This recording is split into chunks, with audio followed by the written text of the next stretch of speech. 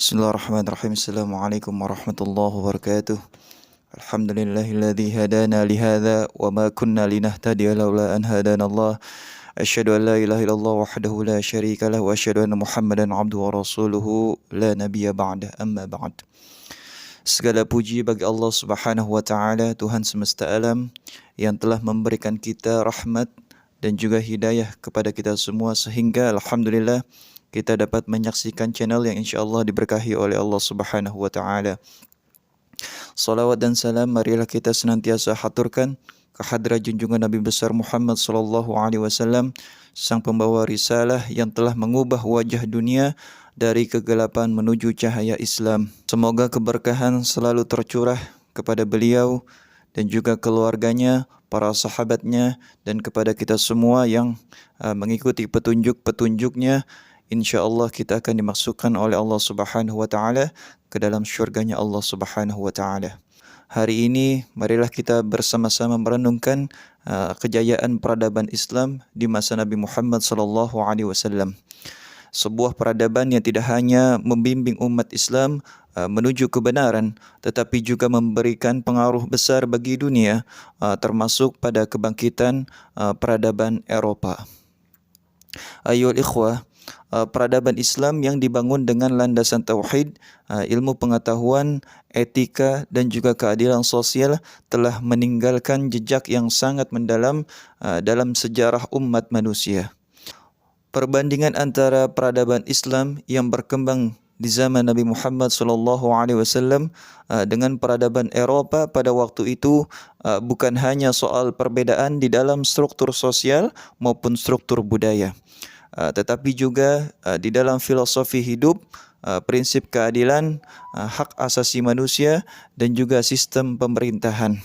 Nah, ketika peradaban Eropah terperosok di dalam kegelapan, maka peradaban Islam bersinar dengan kebijakan yang mengutamakan kemajuan ilmu pengetahuan, perlindungan terhadap hak-hak manusia dan juga serta penciptaan masyarakat yang adil dan makmur. Ayyuhal ikhwah yang dimuliakan Allah Subhanahu wa taala. Marilah kita melihat perbedaan-perbedaan yang mendasar antara keduanya. Yang pertama adalah pendidikan dan ilmu pengetahuan. Di dalam Al-Quranul Karim, Allah menekankan pentingnya menuntut ilmu pengetahuan dengan berbagai ayatnya. Wahyu pertama yang diterima oleh baginda Rasulullah SAW Muhammad adalah Iqra. Yang ini merupakan menandakan bahawa Islam mengajarkan bahawa menuntut ilmu adalah kewajiban yang tidak hanya terbatas pada laki-laki tetapi juga untuk perempuan tanpa memandang status sosial. Nah, pendidikan di dalam Islam itu didorong untuk memberikan manfaat bagi seluruh umat manusia, bukan hanya untuk segelintir orang saja. Nah, sementara itu pada masa yang sama di Eropah, pendidikan adalah hak istimewa yang hanya bisa dinikmati oleh kaum bangsawan dan juga para pendeta. Maka para petani dan rakyat jelata tidak dapat memiliki akses terhadap pendidikan tersebut. Pada zaman kegelapan atau Dark Age kita menyebutnya, gereja memegang kendali penuh atas ilmu pengetahuan dan juga banyak ilmu pengetahuan yang berkembang di dunia Islam disembunyikan atau dipadamkan di Eropah. Maka para ilmuwan muslim seperti Al-Khwarizmi, Ibn Sina, Al-Farabi dan juga Ibn Rushd menulis karya-karya besar yang kemudian diterjemahkan ke dalam berbagai bahasa, terutama ke dalam bahasa Latin, yang menjadi dasar perkembangan ilmu pengetahuan di Eropah. Ayyuhal ikhwah, universitas pertama di Eropah seperti Universitas Bologna di Italia dan juga Universitas Paris dipengaruhi langsung oleh pusat-pusat ilmu pengetahuan yang ada di dalam dunia Islam, seperti Baitul Hikmah yang ada di Baghdad dan juga Universitas Al-Qarawiyyin di Maroko. Selain itu, banyak juga kitab ilmiah yang berasal dari dunia Islam yang diterjemahkan dan menjadi sumber ilmu pengetahuan bagi para ilmuwan Eropah. Yang kedua, kehormatan dan juga hak wanita. Salah satu aspek paling mencolok di dalam perbedaan antara peradaban Islam dan peradaban Eropa pada masa itu adalah status wanita di dalam masyarakat. Ayyuhal ikhwah, di dalam Islam wanita diberikan hak-hak yang sangat dihargai dan dilindungi. Mereka ini diberikan hak untuk memiliki harta, berbisnis, mewarisi, dan juga bahkan berpartisipasi di dalam dunia politik. Nah, di dalam masyarakat Arab sebelum Islam, wanita seringkali diperlakukan hanya sebagai sebatas properti, dan hal ini juga berlaku di Eropa pada masa yang sama. Di Eropa abad pertengahan, wanita itu dianggap sebagai milik laki-laki, baik itu suami, ayah, ataupun bahkan gereja. Filsuf besar seperti Aristoteles berpendapat bahwa wanita adalah makhluk yang cacat secara alami. Nah, pandangan ini diperkuat oleh ajaran gereja yang menempatkan wanita di dalam posisi yang sangat terbatas di dalam kehidupan sosial dan juga politik. Gereja memandang wanita sebagai pengalihan perhatian dari kehidupan rohani dan sebagai subjek yang lebih rendah dibandingkan pria. Ayo ikhwah yang dimuliakan Allah Subhanahu wa taala. Dan Islam sebaliknya dengan tegas mengangkat martabat wanita, dan di dalam Al-Quran pun Allah Subhanahu wa taala berfirman, walakum minhunna jazaa'an muhsina, dan bagi kalian para istri hak yang setara dengan kewajiban mereka menurut yang ma'ruf. Surah Al-Baqarah ayat 228. Nah, selain itu, Nabi Muhammad SAW memberikan juga contoh nyata bagaimana menghormati wanita. Beliau mengajarkan umat Islam untuk memperlakukan wanita dengan baik. Bahkan menegaskan bahwa syurga terletak di bawah telapak kaki ibu. Islam juga memberikan hak kepada wanita untuk memperoleh pendidikan, bekerja, dan juga ikut serta di dalam kegiatan sosial. Ayyuhal ikhwah yang dimuliakan Allah Subhanahu wa taala. Islam mengajarkan pentingnya kebersihan sebagai bagian daripada iman. Rasulullah SAW bersabda, kebersihan adalah sebagian daripada iman. Hadis riwayat Muslim. Di dalam Islam, menjaga kebersihan tubuh, pakaian, serta lingkungan sekitar adalah kewajiban yang harus dilaksanakan. Islam memperkenalkan wudhu sebagai ritual kebersihan yang membawa dampak positif tidak hanya secara spiritual, tetapi juga secara fisik dan juga sosial. Nah, sementara itu di Eropa abad pertengahan, kebersihan bukanlah suatu prioritas. Pada saat itu banyak kota-kota Eropa yang mengalami wabah penyakit karena sanitasi yang teramat buruk dan kurangnya pemahaman masyarakat tentang pentingnya kebersihan. Nah, pada zaman itu banyak orang Eropa yang percaya bahwa mandi adalah sesuatu yang berbahaya. Bahkan Raja Louis yang ke-14 dari Prancis hanya mandi 2 kali di dalam hidupnya. Baru pada abad ke-18 setelah para tentara salib kembali dari perang salib, mereka baru membawa pengaruh kebiasaan kebersihan yang mereka pelajari daripada dunia Islam. Ayul ikhwah, yang keempat yaitu sistem hukum yang adil. Islam memperkenalkan sistem hukum yang adil yang mengutamakan prinsip keadilan sosial. Ini terletak pada Piagam Madinah yang disusun oleh Nabi Muhammad SAW adalah salah satu contoh daripada sistem hukum yang inklusif dan juga memperhatikan hak setiap individu, termasuk juga hak non-muslim. Hukum Islam mengatur segala aspek kehidupan dengan prinsip keadilan dan juga termasuk dalam masalah ekonomi, sosial dan juga politik. Ayul ikhwah yang dimuliakan Allah. Di Eropa pada masa yang sama, hukum seringkali dilayani oleh para bangsawan dan juga penguasa. Sistem feodal yang berlaku pada masa itu memberikan kekuasaan yang besar kepada para raja-raja dan juga tuan tanah, sementara rakyat jelata itu enggak punya perlindungan hukum yang memadai. Para bangsawan dan juga raja-raja dapat bertindak semena-mena, sementara rakyat kecil tidak memiliki hak untuk membela diri mereka. Ayuhal ikhwah, banyak dari hukum-hukum yang berlaku pada waktu itu tidak lebih daripada alat untuk mempertahankan status quo kekuasaan dan melayani kepentingan segelintir penguasa. Ayuhal ikhwah yang dimuliakan Allah Subhanahu wa taala. Allah berfirman di dalam Al-Quran, "Innallaha ya'muru an tu'addul amanat ila ahliha wa idza hakamtum bainan nas an tahkumu bil 'adl." Sesungguhnya Allah menyuruh kamu menyampaikan amanat kepada yang berhak menerimanya. Dan apabila kamu menetapkan suatu hukum di antara manusia, maka hendaklah kamu menetapkannya dengan seadil mungkin. Suratun Nisa ayat 58. Ayol ikhwah, yang kelima adalah ekonomi yang berkeadilan. Islam juga memperkenalkan suatu konsep ekonomi yang berkeadilan. Salah satu prinsip utama di dalam ekonomi Islam adalah zakat yang berfungsi untuk mendistribusikan kekayaan dan juga mengurangi ketimpangan sosial. Rasulullah SAW mengajarkan umatnya untuk memberi kepada yang membutuhkan dan memperhatikan kesejahteraan masyarakat yang lebih luas.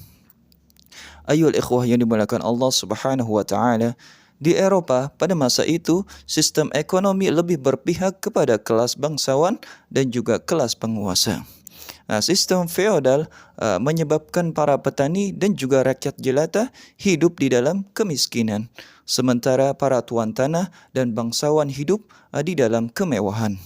Tidak hanya sistem yang efektif untuk mengurangi kesenjangan ekonomi, dan banyak juga orang yang terperangkap di dalam kemiskinan yang turun-temurun.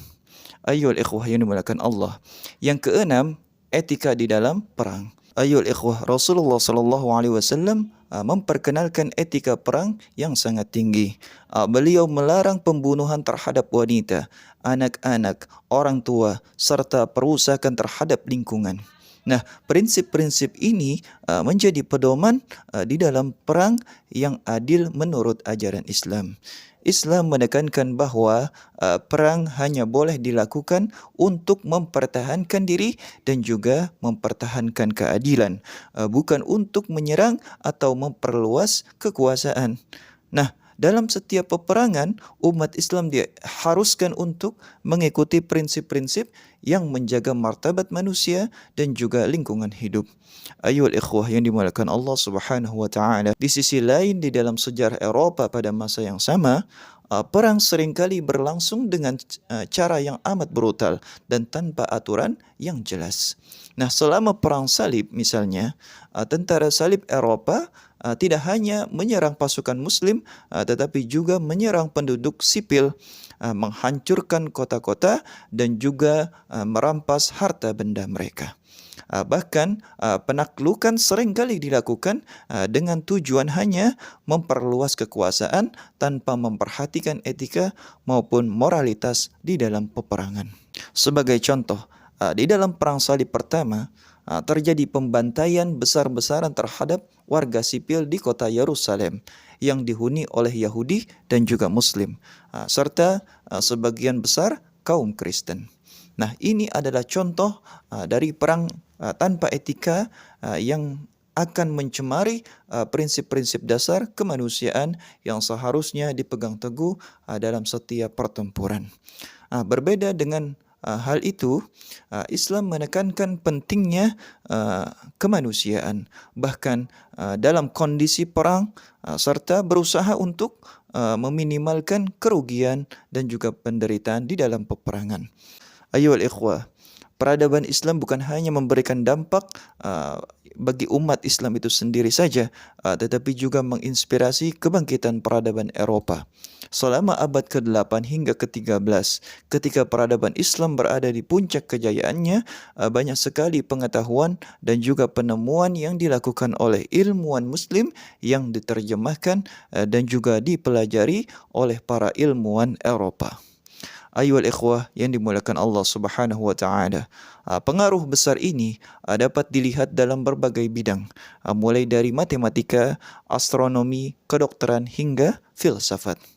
Nah, salah satu contohnya adalah karya Al-Khwarizmi di dalam bidang matematika.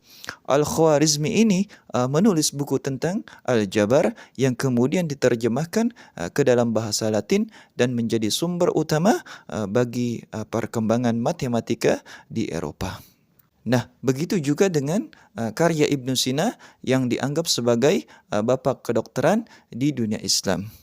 Buku beliau Al-Qanun fit Tibb atau Kanun Kedokteran diterjemahkan ke dalam bahasa Latin dan juga digunakan sebagai referensi di dalam pendidikan kedokteran di universitas-universitas di Eropa selama berabad-abad. Ayyuhal ikhwah yang dimuliakan Allah Subhanahu wa taala. Pusat-pusat pendidikan Islam seperti Baitul Hikmah di Baghdad, Universitas Al-Qarawiyyin di Maroko, dan Universitas Al-Azhar di Mesir. Nah, ini menjadi tempat lahirnya berbagai inovasi yang kemudian diadopsi oleh bangsa Eropa. Nah, salah satu kontribusi besar adalah pengembangan ilmu pengetahuan melalui sistem pembelajaran yang berbasis pada research, eksperimen, dan juga diskusi terbuka. Universitas-universitas Eropa pertama kali didirikan dengan model yang sangat dipengaruhi oleh tradisi ilmiah ini. Nah, pengaruh besar lainnya adalah di dalam bidang kesehatan dan juga kebersihan.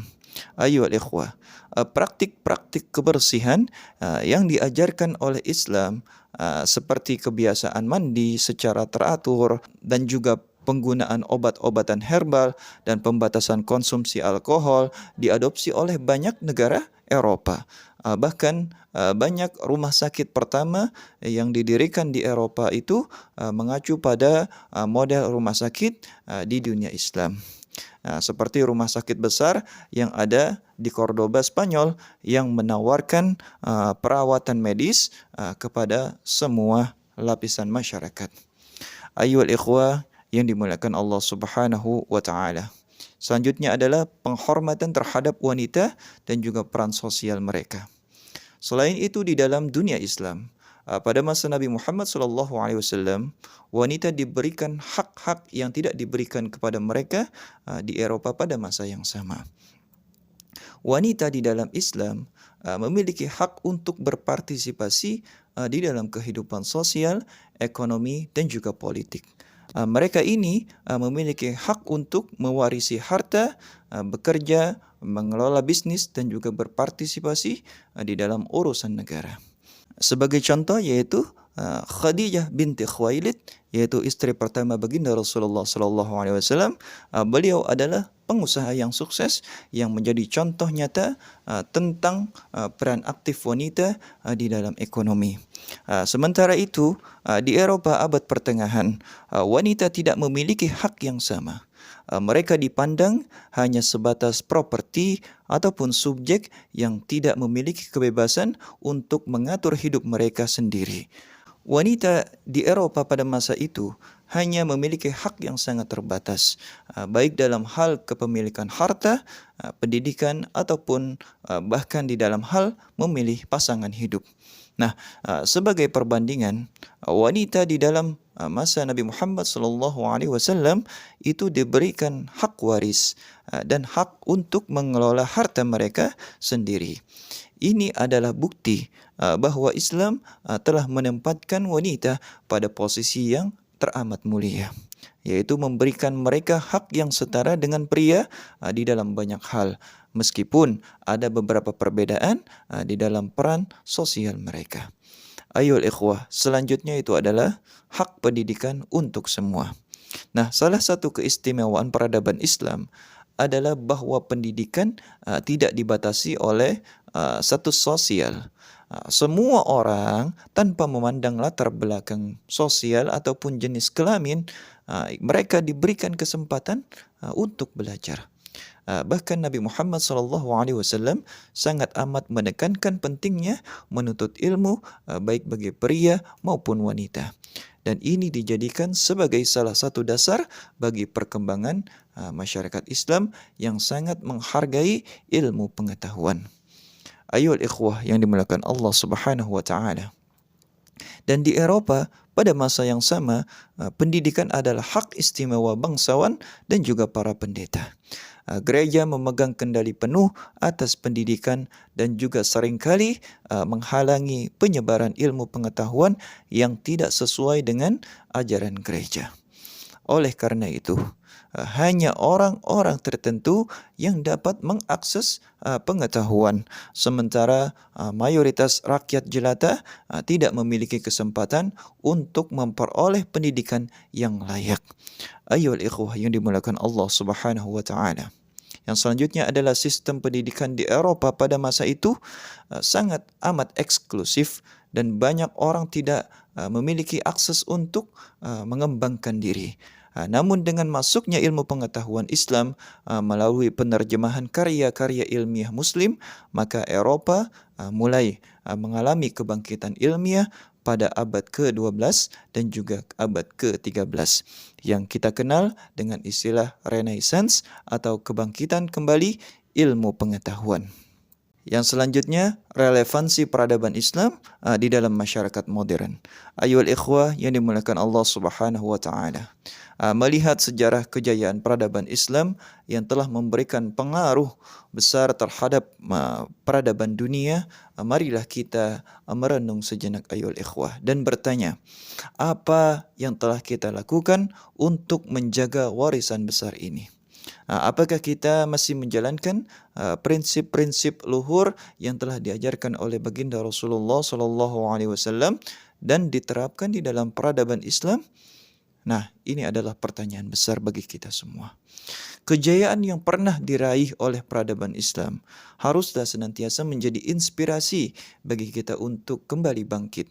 Tidak hanya di dalam ilmu pengetahuan, tetapi juga di dalam bidang keadilan sosial, pemerintahan yang adil, dan juga ekonomi yang berkeadilan, serta kehidupan yang berbasis pada kebersihan, kesehatan, dan juga kesetaraan. Ayyuhal ikhwah yang dimuliakan Allah Subhanahu wa taala. Sebagai umat Islam, kita memiliki tanggung jawab untuk meneruskan warisan ini dengan menerapkan nilai-nilai Islam di dalam kehidupan sehari-hari. Kita harus meningkatkan kualitas pendidikan di kalangan umat Islam, memberikan hak-hak yang setara kepada kaum wanita, menjaga kebersihan dan juga kesehatan, serta memperjuangkan keadilan sosial di dalam masyarakat kita. Sebagai penutup, ayyuhal ikhwah yang dimuliakan Allah Subhanahu wa taala, maka itu sebagai umat Islam kita haruslah bangga dengan warisan peradaban kita dan terus-menerus berusaha untuk menghidupkan kembali semangat kejayaan tersebut. Nah, tidak hanya di dalam hal ilmu pengetahuan, tetapi juga di dalam kehidupan sosial, ekonomi, dan juga politik yang berlandaskan pada prinsip-prinsip keadilan, kebersihan, dan juga pengakuan terhadap hak-hak setiap individu. Marilah kita ayyuhal ikhwah bergandengan tangan untuk membangun masa depan yang lebih baik sesuai dengan nilai-nilai Islam yang telah membawa kemajuan bagi umat manusia di masa lalu. Ayyuhal ikhwah yang dimuliakan Allah Subhanahu wa taala. Allah berfirman di dalam Al-Quran, Kuntum khaira ummatin ukhrijat linnas. Kalian adalah umat terbaik yang dilahirkan untuk umat manusia. Surah Ali Imran ayat 110. Semoga Allah Subhanahu wa taala memberikan kita kekuatan untuk melanjutkan perjuangan ini. Hadanallah wa iyyakum ajma'in. Wassalamualaikum warahmatullahi wabarakatuh.